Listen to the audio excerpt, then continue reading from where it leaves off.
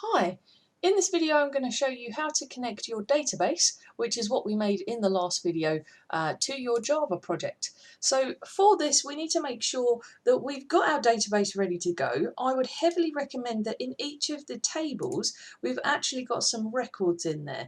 If we don't have any records in there, when we start printing out what's in these tables, you might find that it looks a bit funny. You might think, oh, there's an error happening because it's not printing anything.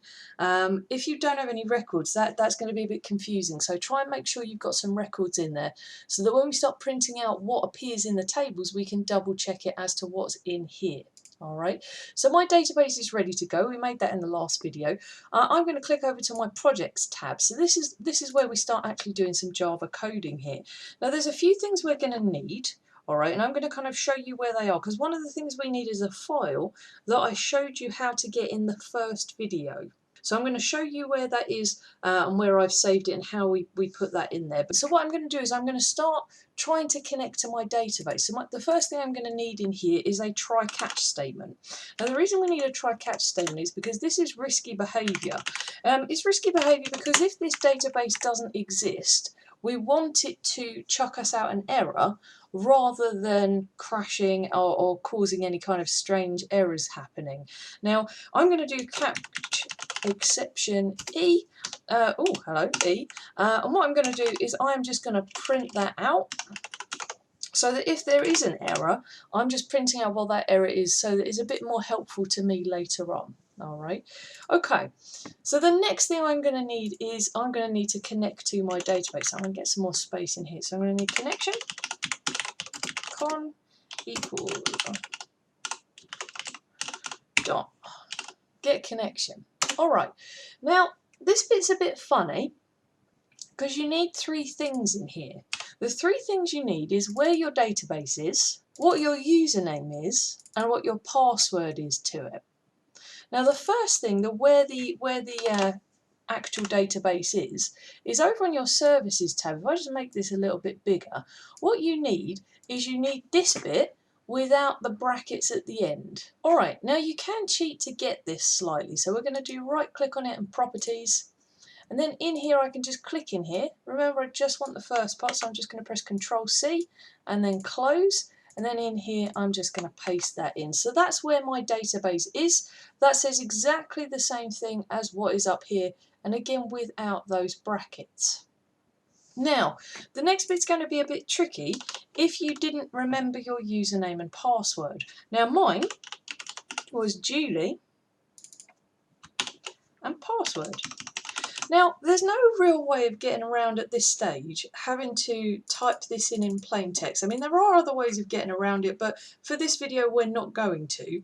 If you're nervous about writing this in plain text, there's not a real easy way to kind of change it at this stage. The only change that you would have to make is to go back to your database and kind of redo it, which is a bit of a pain. Alright, so I'd say at this stage just carry on with it as it is, and don't panic about that too much for now. Alright, now we've got a red here. Now I'm going to fix the red, that's wanting us to import something, but I'm going to do that after the next line. So I'm just going to write the next line in and then do my imports.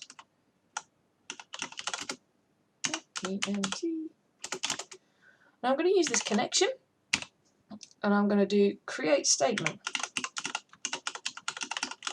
Alright, now at this stage I'm going to do my imports, so I'm going to right click and do fix imports. Now at this stage we have to be a bit fussy because sometimes it will give you some weird import. That's not the one we want. What we actually want is the SQL one. So if you get it giving you the wrong import, don't just click OK here and go, yep, that'll be fine. If you just clicked OK, it won't give you the right results later on. So be fussy when it comes to this stage. I'm just going to click OK and those red lines will go away. Alright, now there's something else we want to add into here. Bear in mind at this stage all we've done is we've said connect to my database, and then we're going to create a statement, and the purpose of the statement is that we can fire SQL at that database. Alright, so that's the purpose of this. Now we're going to add something into these brackets. Now you don't need to, as you can see there's not an error there, but the thing that I'm going to add helps us later on if we want to move around within the list of results that we get. All right, so I'm going to show you what to do at this stage and then explain it in a little bit.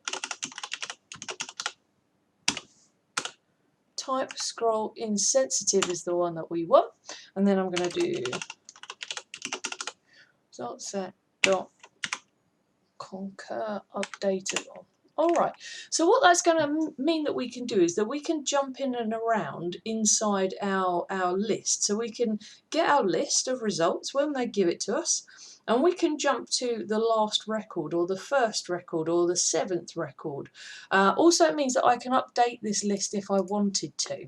So that's going to help us in a little bit. So again, at this stage, all we've done is connect to the database, and we're getting ready to fire SQL statements at the database and give us results back.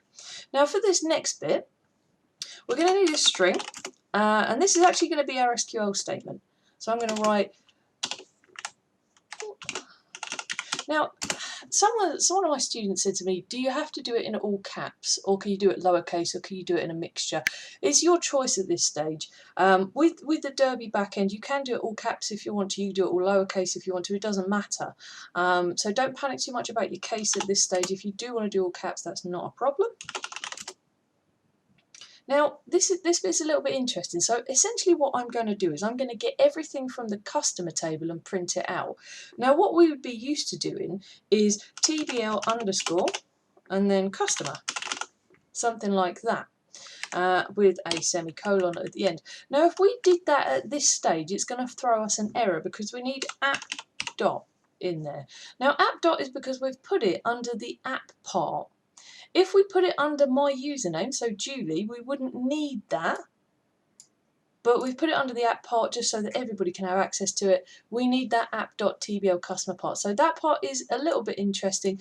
Make sure that's in there for me. Okay, now the next one's a result set. STMT dot. Now, what we're doing with our SQL at this stage is that we're executing the query. So what that means is it's going to take this particular line, it's going to take our SQL line, which is this one here, it's going to execute it using the statement, all right, which is just here, and that statement is going to return to us a result set. Now, a result set is a list of records. That's all it is. So we're getting a result set back, which is a list of records that we can then go through and print stuff in. So we're saying, okay, fire this SQL statement and give me a list of the results. So at this stage, if we were running it, after that line, it would have a list of the results of what is in this TBL customer table. So it says select all from app.tbl customer, so get everything in that particular table. What I now need to do is actually loop through it and get the individual bits of information out. So I'm going to need while and then rs.next. Alright, what that does is say while there is another record in this result set, while there is another one, I'm going to go through and print some stuff out. Now, we can use some local variables here, so I'm going to use ID, and then I'm going to do, so in ID equals, and then we're going to do rs dot get int, because that's what it is. At this stage we need to put the name of the field exactly how it is over here. So I'm going to put, and again, don't worry too much about lowercase and uppercase, I should have done that in speech marks. Alright, so we're saying in this line, while rs.next, while there is another record in the result set, could you store in this local variable ID the record, the current record, get the particular integer, which is called customer ID. So get the thing that's called customer ID, store it in ID. That's what we're doing with this line. So we're going to keep going, string name, rs dot. Now, when I do rs.get, have you noticed that there's loads of stuff in here? Get array, get object, get string. There's loads of different ones. Get blob, get boolean, get byte. Have a little look at what you've saved it as. If we've saved it as a double, then you need to do get double. If you saved it as something like a byte or a blob, you need to do get. You need to use the appropriate method for that. All right. So we're using get string. We're doing easy ones so far, and then we're going to do customer name. Don't worry about uppercase, lowercase. You can put uppercase. You can do these with all uppercase if you wanted to. It's your choice. Now I'm going to do the last one, string email. equals rs dot get string, and then we've got email address. Just like that. That's exactly the same. Apart from that's all uppercase. Alright, at this stage if I ran it, nothing would happen because it would get those records, it would get them and store them, but it wouldn't show me anything in the output box because I haven't printed anything out. So what I'm now going to do is, just to show you this is actually doing something, I'm going to start printing out these variables. So give me a second to just make it look a bit nice.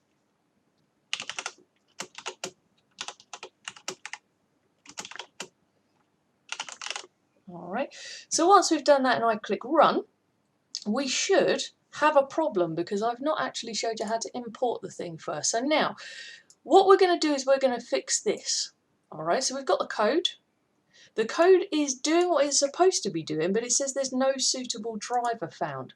Now for this, we need a file that I showed you how to get in the first video. Alright, let me just show you where it is. It's this one, the Derby client one. So if you don't know what I'm talking about at this stage, you need to go watch that first video because we need this particular file, otherwise we can't move forward with this project. So have a look at the first video, get this Derby client file downloaded. Now I'm going to show you how to import it. So we're going to go, I'm on the projects tab, we're going to go to libraries, right click, add jar/folder. Once we've got here, now mine's already pointed at my downloads folder. You might have to navigate to it and just go through your file structure. Find Derby Client and click open. Alright, at that stage you'll notice that it's changed the icon a little bit. It looks like a jam jar or a peanut butter jar.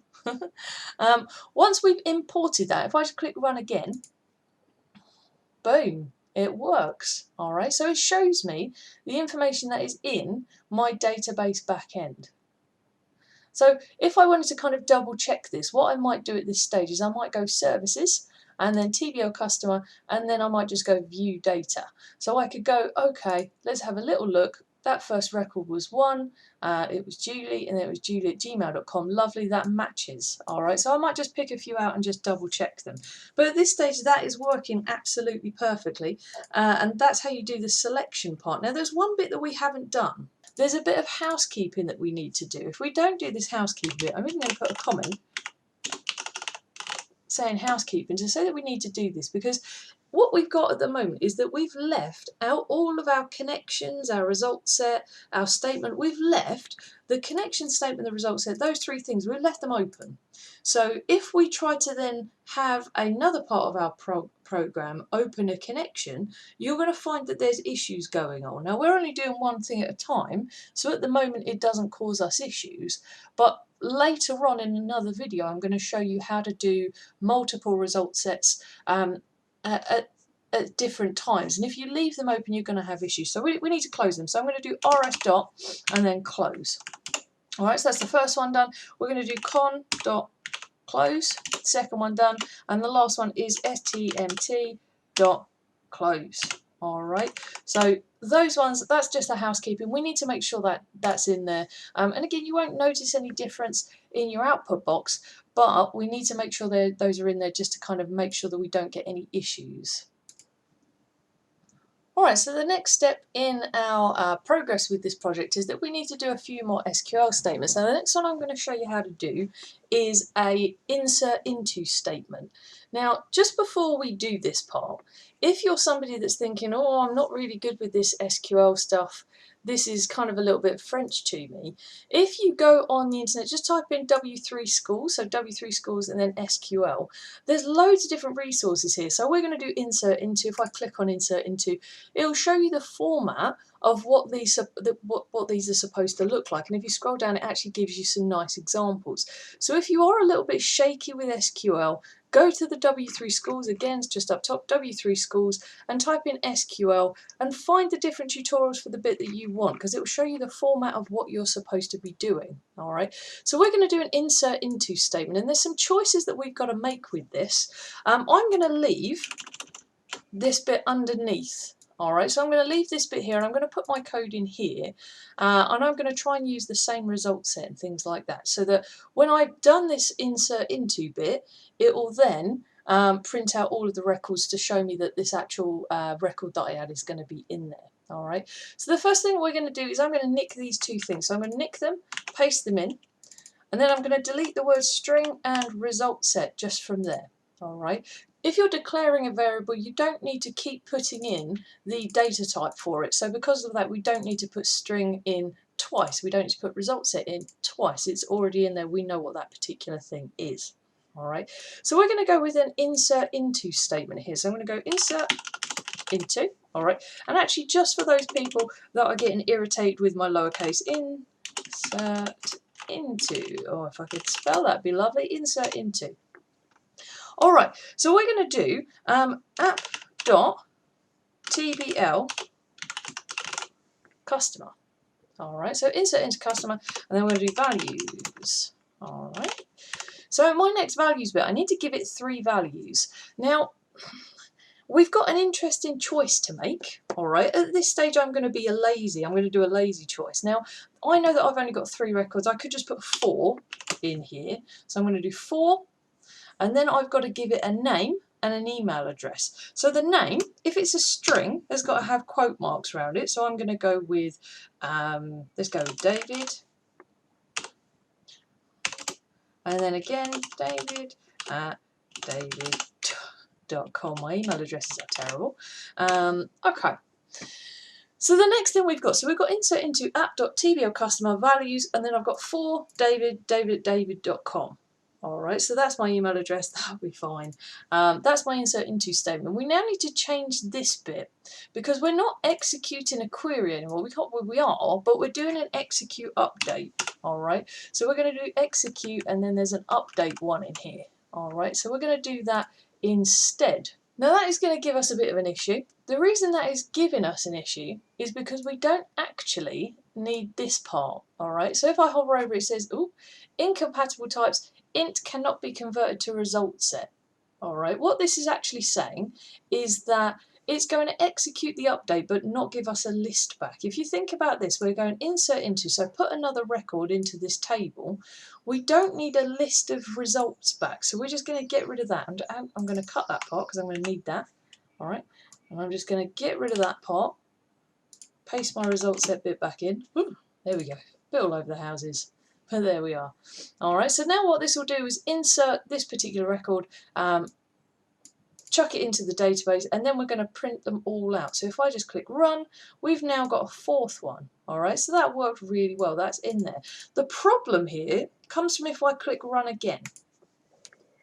All right, so it's going to go whoa, and then give us this absolutely ridiculously long error message. All right, what we've got here is it's telling us the statement was aborted because it would have caused a duplicate key value in the unique or primary key constraint. It doesn't like my for. All right, it does not like my for because we've already got a record in there with a for, so I can't put another one in. So we've got a bit of a choice to make here. We've got a choice as to how do we increment this value so that I don't have to type it in every time. Obviously, if I type it in every time, it becomes a little bit like guesswork. If I come to your program and I say, okay, I'm going to guess that the next primary key that's free is 19. If it's not, do I keep guessing? How many times am I going to guess the number? We actually want to try and automate this a little bit more. So what we're going to do is we're going to use another SQL statement to do this bit for us. Now this little bit of SQL is called an aggregate SQL statement. So let's just get cracking on that, and then I'll tell you the choices that we're going to make. We're going to do this aggregate SQL statement first. It's going to look actually a little bit like this one. All right, so it's going to look a little bit like this one. And we're just going to kind of put it above. So again, I'm going to do string SQL, and I'm going to nick this bit, paste it above, get rid of the word string. We've got quite a few bits of SQL going on here. All right, so now what I'm going to do is I'm going to do what's called a count statement. Again, if I'm playing around with W3 Schools, I've got the count statement just here. So if I go down, you just got the count statement just here. So in terms of what they look like, so we've got select, and then we've got count. That's the one I'm looking for. All right, and this is count column name, and then from table. I'm not going to do a condition on mine. I'm just going to do count how many records. So the plan of mine is that I'm going to do count how many records are in the database, and then I'm going to add 1 to that number. So that's going to be my go-to plan. If I scroll down a little bit, you've got a bit more of an example of how this one works. All right, now this isn't exactly how it works when you get to the Java part, because we actually need the number. We need to reference that number. So we're going to do something a little bit like this, but slightly different. So follow me in this one, and I'll show you what we're doing. Okay, so when it comes to this part, we're going to get rid of the stuff that's in there already. We're going to do select, and again, we're going to do select, and we're going to do count. All right. So at this point, we need to put the field name in there. So I'm just going to do customer ID. All right. We then need to do an as. All right. So as, and we need to give it a name. So I'm going to put ID num. All right. This bit is more of I'm going to give it a variable name. Think of it like a variable name. So I'm giving this particular result a variable name that I can reference to shortly. All right. You'll see that come into play in a second. So I'm going to do from, and then I'm going to do app.tbl customer. All right. So that's that part. Then I'm going to do this result set part. So I'm going to nick this part from down here. Paste that in. All right. Delete the word result set because we don't need 2 of them. So again, just my code at the moment, just in case you're getting a little bit lost. We're saying select, and I want a count of all of the records in this table with all of the fields in the customer ID. So I want to count all of the customer IDs. I want to know how many there are. I'm going to treat the value that I get returned as ID num. And we're counting them from this customer table. The plan again is that we are going to change this number here, this 4. We don't like this 4 at the moment. It was a 4, it's now loads of stars. All right, just waiting for us to get those back. All right, now this next bit might be a bit weird. We're going to do rs.next. All right, because we need the next value. All right, if we don't do rs.next, we are not getting the next value. What we're getting is we're not getting any value back. We're going to get errors. All right, so we need rs.next to get the result from here. There should only be one thing in this result set. That one thing is called ID num. All right, so we're going to do int, and we're going to do ID. Let's do ID. Let's just do it as ID. Let's do ID value instead, just because I've already got an ID down the bottom. ID value equals rs.getIn, and then it's called ID. Now we need some speech marks around that because that's what it's called. All right. At this stage, I'm going to print it out. All right. So I'm going to print out what ID value is, just so that you know what's going on here. All right. So I'm going to also put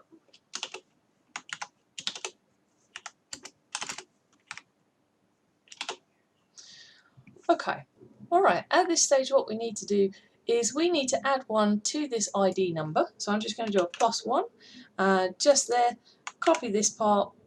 When we get to down here, I need to actually treat this as a variable rather than a bit of string. So we're just going to put that back in there like that. All right, and then we'll give it a run and see what happens. There we go. So at the moment it's got my ID value is 5, even though it needs a space in there just to make it look nicer. If I run this again, we're going to get a lot of Davids in here. All right, you can see that what it's doing now is it's counting how many records are in there and then adding 1 to it to make my new record. That's a bit nicer because that way I don't have to guess this ID number every time. Now there's multiple different ways of getting this primary key value. This is not it's not the kind of bulletproof one using a count function, because there's multiple different issues. Like for example, what's the maximum number that an integer can be? Think about that. If you've got that many records and you add 1 to it, you're going to get issues. You might have to do something like use a count function, but also go back and look at which records you've deleted. Right, so if I have an issue where I want to delete one, and I go in here and I go view data, I'm going to delete number 5. I'm going to delete number 5, and I'm just going to do delete selected record because I know 5 is not linked to anything. So I'm going to delete number 5. Notice that this one now goes 1, 2, 3, 4, 6. All right. If I run my project again and I go, okay, run it again, it's going to cause a duplicate key value. So this is going to cause us issues if we start deleting stuff. Remember, this is a counting how many records there are and adding 1 to it. Well, at this stage there's 8. If I add 1 to it, there's 9, and then we've already got that one in there. Let me show you a different way of doing this. If I put max in here, all right, instead, now it's a different value, so it's not going to cause me issues now if I delete one. So if I use the max one, that's getting the highest number. So it's going to go through here, it's going to find the highest number and then add 1 to it. So if I say, for example, I've got 10 at the moment, if I go in here and I click view data again, I delete one, and I go, right, I'm going to delete, let's say we're going to delete number 10. All right, and I'm also going to delete number 6. Just for funsies. So now I've got 1, 2, 3, 4. I'm missing 5 and 6. I've got 7, 8, 9. All right. If I run this again, it doesn't have any issues. All right. So I've got 10, and that's absolutely fine. I'm still missing 5 and 6, so I'm still not being as efficient as I could be. But this one is a little bit more bulletproof. So the max one is a little bit better than the count one, but the count one will give you an answer as well. So instead of counting how many records, it just gives me the highest value in there, and that will do the job. So that is your way at the moment of inserting a record. All right. So we've got inserting a record, generating the primary key for us, and then we've got selecting all of them and printing them out. So the next thing I'm going to show you is how to delete a record. Now, the delete a record is nice and easy. All right, it's a little bit like this one, but slightly easier. So let's just pop over. Let's go to W3 Schools for a second, and we're going to find our delete one. All right, so this is where our delete condition comes in. So we're saying delete from table name where condition. All right, if we scroll down a bit, here is an example of one. So this is the sort of thing we're going to go for. We're going to put condition in here as well, just for funsies. All right, so let's come back over to here.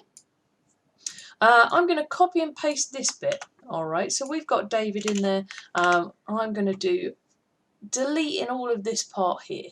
All right, so we're going to do a delete from app.tvl. Oh, if I could spell, that would be great.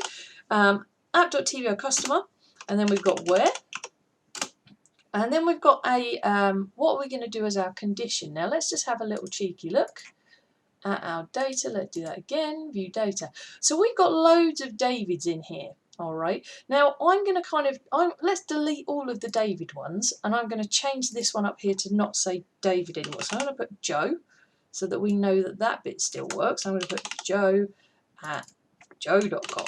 All right, so I'm going to delete where. Back to this one, we're going to do customer name equals, and then we are going to do David, just like that.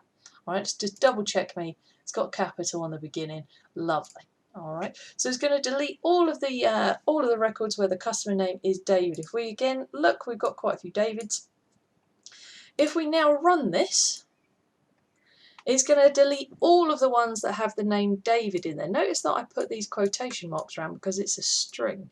If it was something that's not a string, I would not have put those in there.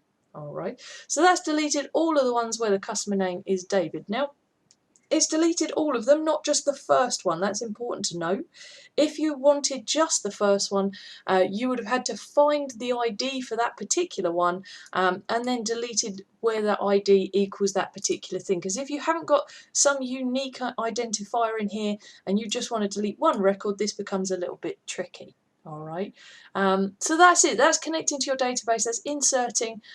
We've got inserting, we've got deleting, and we have got selecting all of them and printing them out. All right, thanks.